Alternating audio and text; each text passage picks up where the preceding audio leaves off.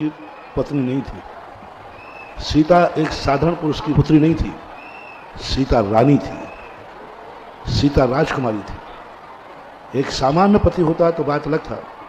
मैंने एक बार कहा था ना, कल ही परसों, एक राजा अपने बेटे को फांसी देता है और नीचे जब घर आता है तो रोता है। क्यों रोता है? उसी ने तो फांसी लिखी।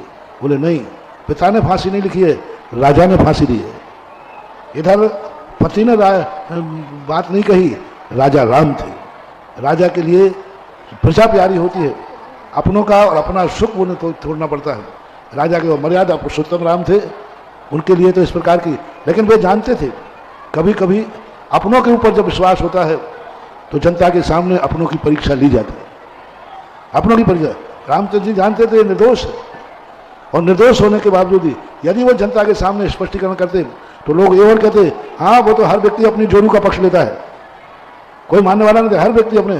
तो जनता के सामने और उनका संबंध, हाँ यदि रामचंद्र जी का सीता से संबंध नहीं होता, अन्य नारी होती तो शायद रामचंद्र जी उसको बहस करने का मौका भी देते। लेकिन उन्होंने कहा जनता समझेगी नहीं, उल्टा लांछन और लगाएगी, तो भी उनको वनवास में भेजा। और उनके ऊपर इतना विश्वास था कि वह अपने आप के जीवन को सुरक्षित करके, उससे सीता को कोई हानि नहीं हुई है। सीता तो और चमक गई। महान पुरुषों पर उपसर्ग आते हैं, तुम लोग बहुत कमजोर मानते हो, मेरी तो मानता है जो जितना महान हो उसको उपसर्ग जरूर आना चाहिए, संकट जरूर आना चाहिए, दुश्मन जरूर होना चाहिए।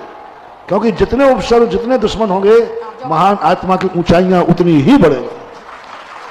आपको मालूम, आज बलभद्र हुए, आज बलभद्रों में किसी का कोई नाम नहीं जानता, 9 बलभद्र, लेकिन राम को क्यों जानते? अच्छा, किस बलभद्र की पत्नियों के आपको नाम याद है? बताओ, किस बलभद्र की पत्नियों के नाम आपको याद है? रामचंद्र जी की पत्नी। और किसी की पत्नियों के नहीं? सब कुंवारे थे क्या? 8 बलभद्र और हुए, सब विवाहित तो थे कि नहीं? सती अंजना। वो बलभद्र की पत्नी तो थोड़ी थी राम की। बलभद्र 8 हुए, सबके विवाह हुए, कोई उसमें संदेह। लेकिन आज तक किसी पत्नी को नहीं जानता। लेकिन रामचंद्र जी की पत्नी को इसलिए दुनिया जानती है कि इस अवस्था में रह करके भी उन्होंने ससुराल को बद्दुआ नहीं दी, पति को बद्दुआ नहीं दी, प्रजा को बद्दुआ नहीं दी।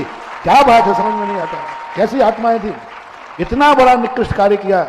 जिन रामचंद्र जी के लिए सीता वन वन घूमी, जिन रामचंद्र जी वनवास रामचंद्र जी को था, उसके बावजूद भी उन्हें अकेला छोड़ दिया और धोखे से छोड़ा, प्रजा के कहने पर छोड़ा। सीता को सब कुछ पता चल गया, लेकिन सीता ने प्रजा को दोष नहीं दिया, अयोध्या को दोष नहीं दिया, और अपने पति राम को दोष नहीं दिया।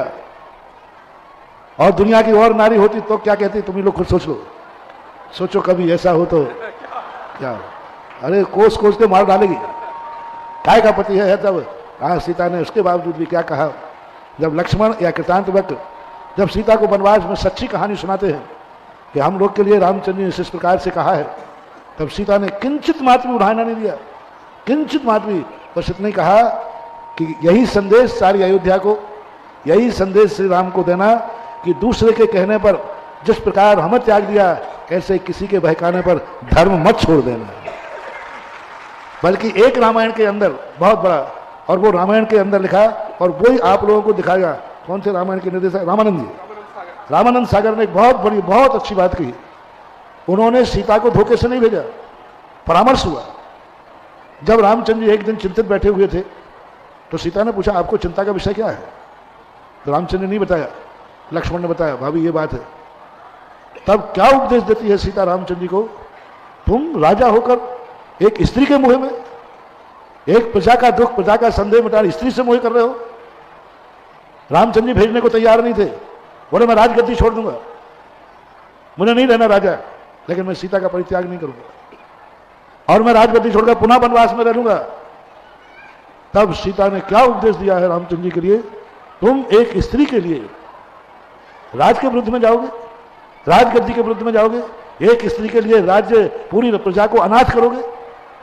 और ऐसा उपदेश दे करके रामचंद्र से कहा कि आप नहीं भेजेंगे तो मैं वनवास चली जाऊंगी, लेकिन आपको इस प्रजा के सामने झुकने नहीं दूंगी, आपकी मर्यादा को भंग नहीं होने दूंगी। ये जो प्रसंग रामानंद जी ने किया, ये उपन्यास की शैली कहलाती है। उपन्यास शैली में जिसको नायक और नायिका बनाया जाता है उसको कभी पराजित नहीं किया जाता। उपन्यास की शैली होती है, नाटक की शैली होती है। नाटक में और उपन्यास में जो नायक और नायिका है उनको अपमानित नहीं किया जाता। इसलिए सीता को धोखे से नहीं, क्योंकि वो रामायण की नायिका है।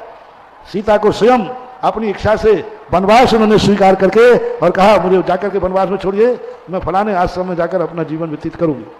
तो ये प्रसंग भी जो रामानंद जी सागर ने मोड़ा है, क्योंकि वो मंचन कर रहे थे नाटक का, और नाटक में नायिका के लिए उठाया जाता। जैसे बाहुबली के संबंध में उन्होंने बाहुबली का एक उपन्यास लिखा गया, उसमें बाहुबली के ऊपर चक्र नहीं चलाया। भरत ने चक्र चलाया तो भरतेश व्यवहार कवि रत्नाकर 10वीं शताब्दी।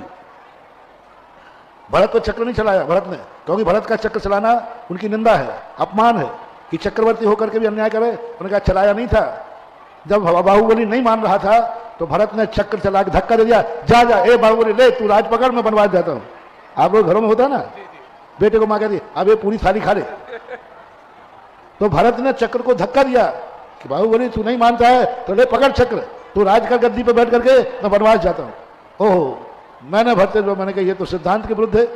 बाद में जब देखा कि उपन्यास की शैली है, तो रामानंद सागर ने जो मोड़ दिया है, ये नायिका को उच्चासन दे दिया कि वह स्वयं वनवास के लिए चली गई, और सीता ने उसका कोई बुरा नहीं माना, एक बार भी कभी बद्दुआ नहीं दिया अयोध्या के अंदर।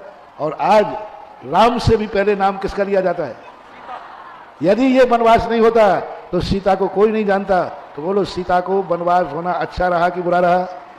मैं तो कहता हूं सभी सतियों के साथ ऐसे ही होना चाहिए, और मैं तो कहता हूं सभी अच्छे महाराजों के साथ ऐसे ही होना चाहिए।